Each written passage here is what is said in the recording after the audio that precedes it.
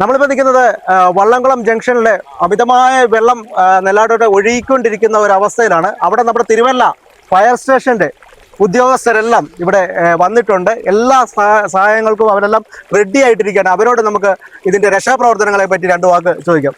Sir ഒന്ന് പറയാമോ? ഏകദേശം ഇന്നലെ 5:30യോടുകൂടിയാണ് നമുക്ക് റാന്നി സ്റ്റേഷനിൽ നിന്നുള്ള കോൾ വന്നത്.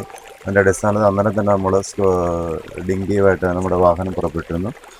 തുടർന്ന് സ്റ്റേഷനിൽ ഡ്യൂട്ടിക്ക് കയറാനുള്ളവരുമായിട്ട് തന്നെ 7 മണിയോടുകൂടി വീണ്ടും വാഹനം പുറപ്പെട്ടു. നമ്മൾ ഇന്നലെ തുടങ്ങിയ രക്ഷാപ്രവർത്തനം ഇതുവരെയും നിർത്താതെ തന്നെ തുടർന്നുകൊണ്ടിരിക്കുകയാണ്. രാത്രിയിൽ നമ്മൾ ഏകദേശം 3 മണിയോടെയാണ് ഈ സ്ഥലത്ത് നമ്മൾ സ്റ്റേഷനിൽ എത്തിച്ചേർന്നത്.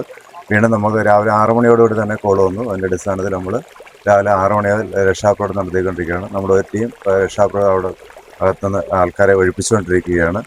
ഈ സമയത്ത് നമ്മൾക്ക് പലപ്പോഴും നമ്മുടെ പ്രായമായിട്ടുള്ള 85 90 വയസ്സുള്ള ആൾക്കാരെയാണ് നമ്മൾ കൂടെ പ്രാധാന്യം കൂടെ രക്ഷാപ്രവർത്തനത്തിൽ നമ്മൾ എത്തിക്കുന്നത്. അതിനിടയിൽ ഉണ്ടായ വെള്ളപ്പൊക്കത്തിനിടയിൽ ഒരമ്മച്ചി 80 വയസ്സുള്ള ഒരു അമ്മച്ചി ഇന്ന് കിണറ്റിൻ്റെ കരയിൽ തെന്നി വീഴുകയുണ്ടായി. അപ്പം കൈയൊടിഞ്ഞിരിക്കുക. അപ്പോൾ ഈ സമയത്ത് അവർക്ക് അവരെ സാധാരണപ്പെട്ട ഒരു ജനങ്ങൾക്ക് ഇവിടെ എത്തിക്കാൻ ബുദ്ധിമുട്ടായിരുന്നു. അപ്പോൾ അവരെ ഞങ്ങളാണെങ്കിൽ ഞങ്ങളുടെ ഡിങ്കി ഉപയോഗിച്ചുകൊണ്ട് ഇവിടെ എത്തിക്കുകയും അതിനുശേഷം ഇവിടെ പ്രതിദിനം ആംബുലൻസ് വിളിച്ചിരുത്തി ബിലീവേഴ്സ് ഹോസ്പിറ്റലിലോട്ട് കൊണ്ടുപോകും. അതാണ് വെറൈറ്റി ആയിട്ടുള്ള ഒരു നമുക്ക് അനുഭവം ഉണ്ടായത്. ബാക്കിയെല്ലാം വീട്ടിൽ നിന്ന് സേഫായ സ്ഥലങ്ങളിലായിരുന്നു.